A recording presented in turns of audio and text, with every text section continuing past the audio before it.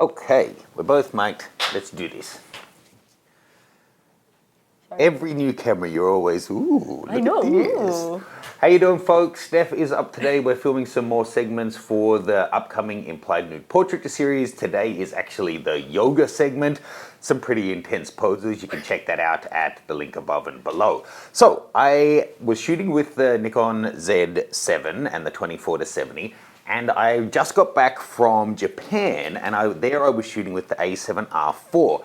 A video on that is coming soon, and I was really impressed with how good the eye autofocus is on this guy now in continuous. So having both of them, and both of them with the 24-70, I thought let's do a quick little test and compare them. Now this is not going to be A7R4 versus Z7 complete video. It's just on a couple of specific scenarios for eye autofocus. That's it. So first of all, is this a fair comparison? Hello. So I made some quick notes. So are they comparable? Very, very comparable these days. With the new grip and body style of the A7R4, it's surprising how close they actually are. So the Z7 is 675 grams. The lens is 805 grams. The retail price is $3,400 and $2,300, so a total of $5,700. But that kit is $500 each, off at the moment. This guy is 665 grams for the body, 886 for the lens, so it comes in 30 grams heavier than the Nikon combo. It's 3,500 plus 2,200, so exactly the same, woo, at 5,700. And actually what I'm filming on, the D850 and its stabilized 24-70, is also $5,700, but that's over 2 kilos in weight. So they are actually pretty close on paper. And we're gonna throw in the 85 mils. Let me grab those. Do you like how I hold lenses like that? I learned this being able to carry 3 beers with one hand at college. So the 85 mils, calm down. We've got the 85 1.4 Nikkor and the adapter, and the 85 1.4 G Master. Now, is that a fair comparison? Not exactly, because this is via an adapter, but if you want an 85 1.4 for the Z series, they don't have one right now. This is your only option, and there isn't even one listed on their roadmap at this stage.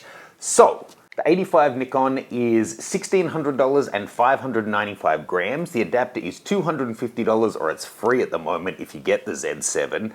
And it is 133 grams. So this comes in at $1,600 or $1,850 if you did count the adapter separately, and 728 grams. The Sony, on the other hand, is $1,800 and 820 grams. So it's more expensive and bigger and heavier than this with the adapter. Well, it's not longer, but it's almost the same size, and it's significantly heavier, even including the adapter.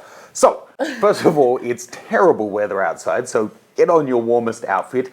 We'll do some shots with the 24-70s on a tripod, see what the hit rate is wide open, come back in here in low light and see how the 85 hit rate is, again, wide open. Now, FYI, the Nikon is running firmware 2.01 and the lens is version 1.00. The Sony is version 1, it's a brand new body, and the lens is version 02. Nikon is set up for eye autofocus with auto area AF, and the Sony is set on human eye and wide tracking mode.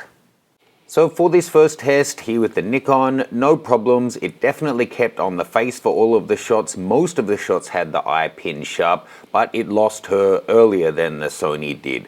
The Sony stayed with her, and I would say a higher number of them had the eye perfectly sharp, but here at 2.8, both of them were doing acceptably well. Pretty good. Sweet. Okay, so now let's do a walking straight at camera. Again, I want to replicate it as close as we can so to be walking straight, and then we'll have you do one spin and then maybe one hair flick or something. Yeah, you can be as elegant as you want. I'm not going to make you run, although in this weather it's probably a good thing, but we'll do a couple of rehearsals to make sure we get the exact same pass at each one. Should have mentioned I've set them both to 3 frames a second as well, so we can duplicate that. Okay, so we've got our rehearsal going here, but the Nikon can't pick her out as a subject just yet. Just take a few steps forward. Nope, still not seeing her face. Bit more. Ah, there we go. When you put your chin up, it did. Okay, step back to the gimbal and let's see if that makes a difference. Okay, so now it found you, so let's restart. Okay. Show me your face and chin up. Nope, still can't. Come a bit closer. Stop. Okay, there it gets you. Okay, so make a note of that point and let's see if the Sony does any better than there. So maybe just move the gimbal to there as our starting point. Okay, so the Sony, as soon as I switched it on, instantly got the face. Go back to the water bubbler. So she is almost twice as far now. Let's try again, turning it on.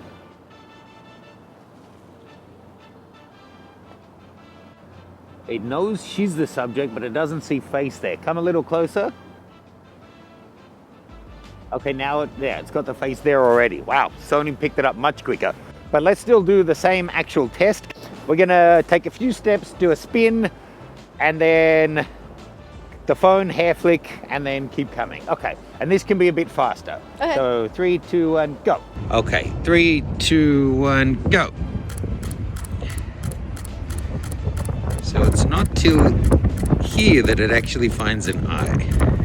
Okay, here with Steph walking towards the camera and spinning, the Nikon did pretty well, but when her face was totally gone, it did jump off. 3, 2, 1, go for it.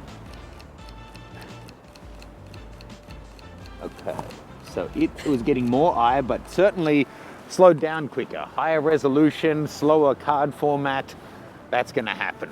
Whilst it takes the Sony a little while to clear the buffer, I have to say it jumps from the eye to the face to the head much more accurately when movement is involved. Are you just doing that to stay warm? Yeah. Oh, so why don't we actually use it and have you walk at camera, but have your fist going in front of your face? Okay. So higher. Yeah, so higher that, like you're punching someone taller than you, so it's really obscuring your eyes. Really? I know it'll look stupid, or feel stupid anyway. It's fine. Here we go with Steph boxing at the Sony. I have to say it did brilliantly. Most of the shots were pin on eye, even when the hands were completely obscuring her face. It kept with where her face would have been, I can tell by the focus on the beanie. And it kept with her as she got really, really close to the camera. There were a couple here like this one that were blurry, but I think that was motion blur. This is cool. Okay, 3, 2, 1, go. So as you can see, it seems to be lagging a little bit, right? And let's see the final files. It starts off really well, but it does look like it's jumping in and out. Once the face is totally obscured by the hands, rather than just a little bit of hair or something, it struggles. And then here, when she's close, it just totally went off her and had to do a full focus cycle hunt. We lost, a third of those shots. Okay, so 24-70 is done. Next up, the 85s. I am going to test them wide open, and we'll do some at f2 as well, on a tripod. That's not how I typically shoot studio portraits, but to take some more variables out. Now, if you don't know, I've been a Nikon shooter for like a decade or more. I own a bunch of Nikon gear, so that's disclosed. But I have to say, one thing I really don't like about the FTC adapter is how the tripod foot there is, you just can't have a tripod plate on the camera. You have to take the plate off to even get the adapter on, and then the tripod plate goes onto the adapter. I would much rather that whatever they needed to put in there, like the engine or something, was somewhere else, like blocking the logo for all I care, so that I don't have to every time take the tripod, get a Allen key and take the tripod foot off there and onto here. It's a pain. We'll start straight on, and then turn your head all the way to that side. Also basically doing neck workouts. Yeah, and then all the way back. So we'll just do from straight to there, to straight and hold it, and then straight to there and back. That seemed pretty good, Mr. Nikon. Nice to be able to double tap the screen like this, and yes, as you can see here, as she moved her head left and right, back and forward, the small amounts of movement, even with a really shallow depth of field, it was doing really well. I would say at least 9 out of 10 were bang on, and all of them were very, very close. And no surprise, pretty much the same story with the Sony.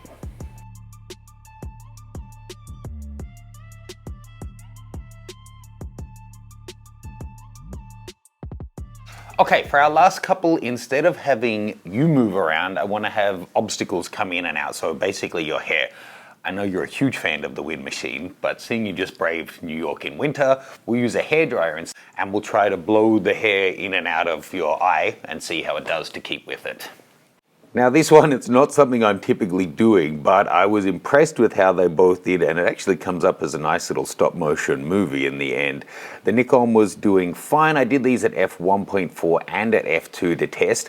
It did jump in and out a couple of times through this series, you might notice it there, but again, I would say 8.5 or 9 out of 10 were sticking with the eyes even when hair was completely over them. Jumping to the Sony, and again, it's just that little bit further ahead. Even once the eyes were totally obscured as we turned the pressure of the air right up, it stayed right on where her eye would have been. We did a couple of different series here and pretty much flawless with this kind of obstruction to the eyes. Okay, thank you again, Steph. Check out her links below. And if you're interested in the implied nude portrait series we have coming, then you can check that out at mattgranger.com/implied. It's going to be great. There's so much content that we've already filmed and we're still filming for it right now. So, looking at these two, I have to say the Z7 has improved a lot with the version 2.01 firmware. The adapted lenses are working really well, the ones that I've tested, but today we're just talking about eye autofocus, reliability, and speed. And whilst it's doing quite well, and in the kind of situations that I might rely on it, like we were doing today, but I would probably shoot them slower in reality, it's doing quite well. But the Sony is just noticeably better and more accurate. Of course, the fact that it's got such huge files and SD cards, it slows down in that regard and it takes a long time to clear the cards, but I don't actually shoot in studio at 3 or 4 or 5 frames a second. That's kind of silly. Well, it is for the way I shoot. So, you know, they have a few years of a first mover advantage now, Sony do, whilst Nikon and Canon were making fun of mirrorless as flash in the pan and just focusing on all of the negatives, they were innovating. And it shows. The A9 and the A7R Mark IV are just so well refined now, they're really getting close. And you know, I hope nobody has clicked in here just to leave a negative comment. Hey, there's a video about eye autofocus. I don't think we need eye autofocus. Let me get angry for no reason and shout into the void. The fact is, they both have it, so does Canon now, but just having it doesn't mean it's going to perform the same. And whilst Nikon is improving, I think it's clear that the R4 is performing that much better at this stage. Would love to hear your thoughts. I personally don't own one of these cameras yet, so I don't own any camera that has eye autofocus at the moment. I have 2 Nikon DSLRs and 2 Leicas that are both manual focus. But there are times where I think that could really save the day. And there were times actually in Japan where I got shots with the R4 that I think I would have missed with my DSLR. So love to hear your thoughts. Thanks again. Links below. Ciao.